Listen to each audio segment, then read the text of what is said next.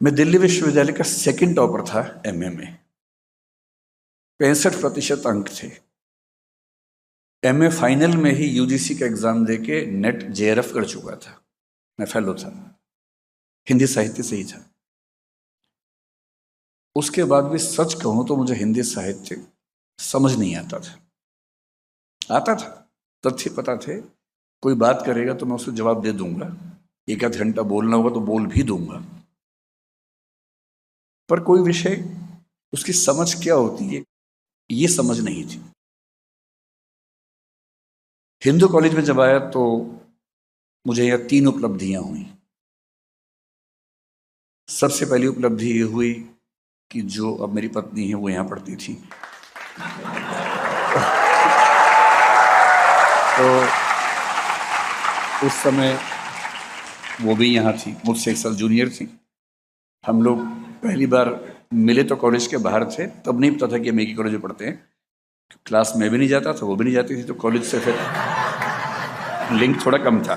हालांकि ये सर की क्लास करती थी तो वहीं से लिंक बना। दूसरा, इनके एक बड़े अच्छे मित्र जो बैठे हैं सामने, प्रमोद द्विवेदी, ये अब दिल्ली विश्वविद्यालय में एसोसिएट प्रोफेसर हैं श्यामलाल कॉलेज में। तो तरुणा जो मेरी पत्नी है और प्रमोद ये बैचमेट से इसी कॉलेज में थे, तो इनके थ्रू प्रमोद से मिलना हुआ। प्रमोद ने मुझे कहा कि आपकी तैयारी ठीक तो चल रही है, लेकिन हिंदी साहित्य में जब तक आप रामेश्वर सर से नहीं पढ़ेंगे ना, वो बात नहीं आएगी। इस बात की तस्दीक मेरी अब जो धर्मपत्नी है, उस समय धर्म प्रेमिका थी, उन्होंने भी की। तो उन्होंने भी इस बात की तस्दीक की। तो जब इन्होंने बार बार जिद की, मैंने कहा देखो मुझे क्लास में जाके नींद आती है, नहीं मैं झेल पाता हूँ क्लास कोई भी। मैं कई टीचर से पढ़ के इतनी अरुचि डेवलप कर चुका था कि इच्छा नहीं होती थी क्लास में जाने की। इन्होंने बहुत जोर दिया कि नहीं एक बार आप एक क्लास कर लीजिए, अच्छा लगेगा, वो टॉपिक पढ़िए जो यूपीएससी में भी आता है। तो मैंने उस भयानक दबाव में 1-2 क्लासेस करने का फैसला किया, ताकि मैं इनको मतलब नज़र मिला सकूं कि मैंने कोशिश की थी, अध्यापक को मौका दिया था मैंने। कोई ऐसा ना समझे, सर धृष्टता के लिए माफ़ करते रहिएगा, मैं थोड़ा हंसी मजाक कर बैठता हूँ। तो फिर मैं सर की क्लास में आ गया तो उसके बाद की सारी चीज़ें इतिहास हैं। मुझे लगता है कि मुझे बचपन से पढ़ना चाहिए था, पर मैं विद्यार्थी जीवन में बहुत ही चंचल, बहुत ही अगंभीर किस्म का व्यक्ति रहा, स्कूल में, कॉलेज में भी। मैं अपने जिले का टॉपर था स्कूल के समय। ऐसा नहीं कि मेरे नंबर नहीं आते थे, नंबर आते थे मेरे। मैं विषय को समझता नहीं था, मैं विषय में डूबता नहीं था, और जैसे ही किसी विषय को पढ़ते हुए लगता था कि अभी मुश्किल होने लगता है, मैं उसे छोड़ देता था। मैंने 10वीं क्लास के बाद साइंस इसलिए छोड़ा कि साइंस में पढ़ना पड़ता था, और हमारे स्कूल में 2 ही विकल्प थे, साइंस और कॉमर्स। मुझे किसी ने बताया कि कॉमर्स में नहीं पढ़ना पड़ता है, तो मैंने कॉमर्स ले लिया। फिर मैंने कॉमर्स में अपने पूरे ज़िले में टॉप किया, करीब 10 से 12 दिन पढ़ के। फिर मैं दिल्ली विश्वविद्यालय आ गया। मैंने डीयू में आते ही बीकॉम ऑनर्स में एडमिशन लिया, पर 3-4 दिन में लगा कि इसको तो बहुत पढ़ना पड़ता है। मंडल कमीशन उसी समय आया था, आंदोलन का माहौल था, जो मुझे प्रिय था बहुत ज़्यादा। मुझे ज़्यादा अच्छा लगता था कि बस के पीछे टंग के जा रहे हैं, बस का शीशा तोड़ दिया, टायर में आग लगा दी, और नारे लगाए सड़क के ऊपर, पुलिस आई तो भागे वहाँ से बच के। वो सब ज़्यादा मुझे उसमें रुचि थी, क्योंकि मेरा अकेला उद्देश्य डूसू प्रेसिडेंट बनना था और उसके बाद भारत का प्रधानमंत्री बनना था उस समय। उस बाल मन की बात है जो 17 साल का था, तब की बात मैं कर रहा हूँ। तो बीकॉम में उसे पढ़ना पड़ता था।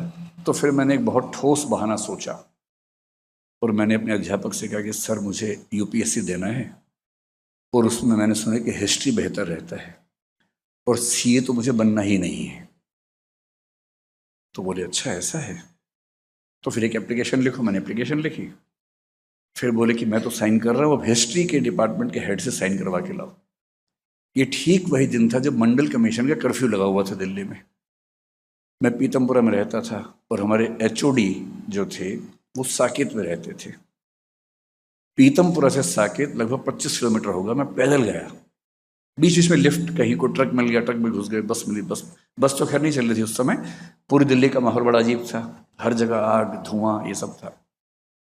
उनके घर पहुंच के साइन करवाए, बोले कि इतना सीरियस बच्चा मैंने पहली बार देखा है। तो मैंने भी इस बात पे उनको काटा नहीं, मैंने कहा हाँ आप ठीक कह रहे हैं, आपने ठीक ही देखा है। और फिर गया, हिस्ट्री ऑनर्स लिया सिर्फ इसलिए कि हिस्ट्री में पढ़ना नहीं पड़ेगा। शंकर जी से मेरी बात चल रही थी, शंकर जी और मैं एक ही बैच के हैं, 90 से 93, ये भी हिस्ट्री के विद्यार्थी थे, मैं भी हिस्ट्री का था। मिले आज हम पहली बार है जीवन में, लेकिन हम एक ही बैच के लोग हैं।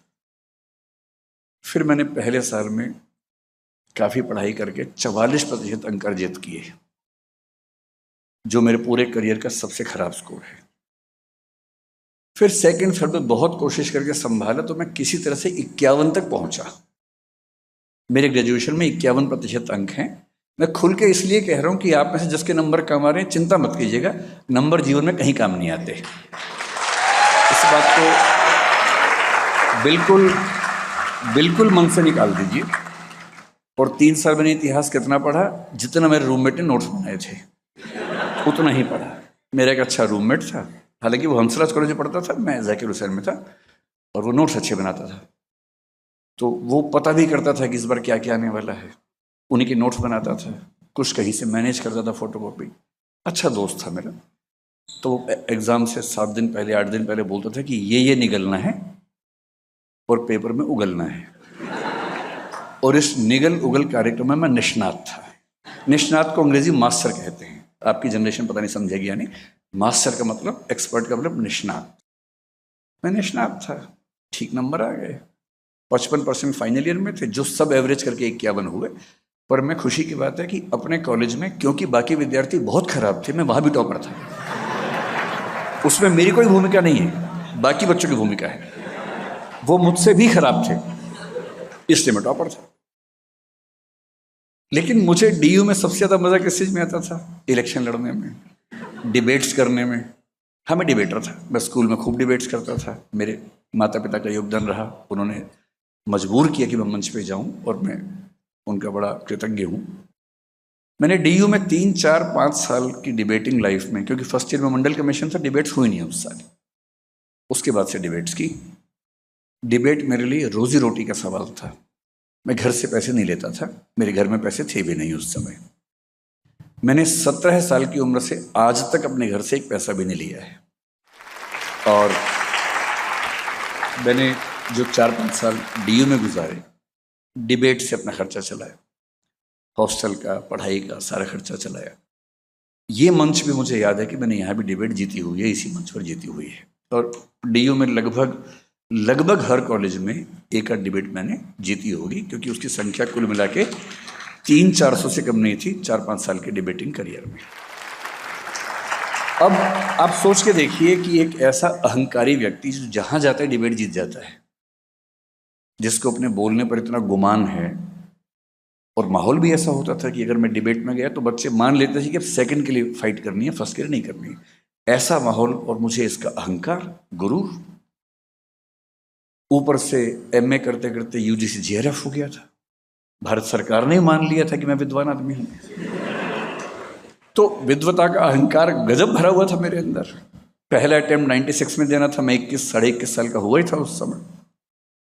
हॉस्टल में मजाक चलते थे हमारे दोस्तों के बीच में कि कोई अगर बहुत सीरियसली पढ़ रहा हो तो हम बोलते थे कि और ठीक से पढ़ो, सेकंड रैंक लाना है तुम्हें, क्योंकि फर्स्ट तो तय है, सेकंड ही तो मैक्सिमम अवेलेबल रैंक है, फर्स्ट तो है ही हमारा, उसमें कोई बात ही नहीं होनी। ऐसा अहंकारी व्यक्ति 2 व्यक्तियों के दबाव में एक क्लास में घुसा है। आप पूरा सीन समझ पा रहे होंगे। मैं इस भाव से घुसा हूं कि मुझे क्या पढ़ाएंगे।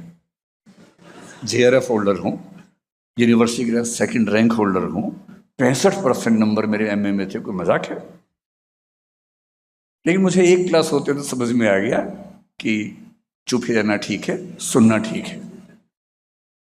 और मेरे जीवन में अकेली क्लासेस, मैं बड़े स्पष्ट शब्दों में कह रहा हूं, ग्रेजुएशन की 3 क्लासेस, एमए की 5 से 8 मान लीजिए, 10-11 क्लासेस कुल मिला के, और उसके बाद मैं सर के पीछे पढ़ के मैंने सर के साथ कम से कम 60-70 क्लासेस की होंगी, जिद करके। और जब तक मैंने सर से पूरा सिलेबस नहीं पढ़ लिया तब तक मैं बेचैन रहा। कभी कभी सर के घर पहुंच जाता था, रोहिणी में सर रहते थे कि अगर सर यहाँ नहीं पढ़ाएंगे तो हमें तो शर्म किस बात की आनी है, घर पहुंच गए। हमें क्या पता कि सर मैडम बच्चा उनका पर्सनल टाइम भी हो सकता है कुछ, हमें क्या मतलब उस बात से भाई, हमें IAS बनना है, हम जगत गुरु हैं, हमको तो कैसे कोई टाइम नहीं देगा। तो हम तो बेशर्मी से सर के घर में घुस जाते थे कि सर पढ़ाइए कुछ भी करके, क्योंकि एग्जाम आने वाला है, हमें तो बताइए हिंदी आलोचना, हिंदी उपन्यास का इतिहास बताइए पूरा। असाध्य वीणा उस समय नहीं थी, राम की शक्ति पूजा समझाइए, सर्वस्मृति बताइए, अंधेरे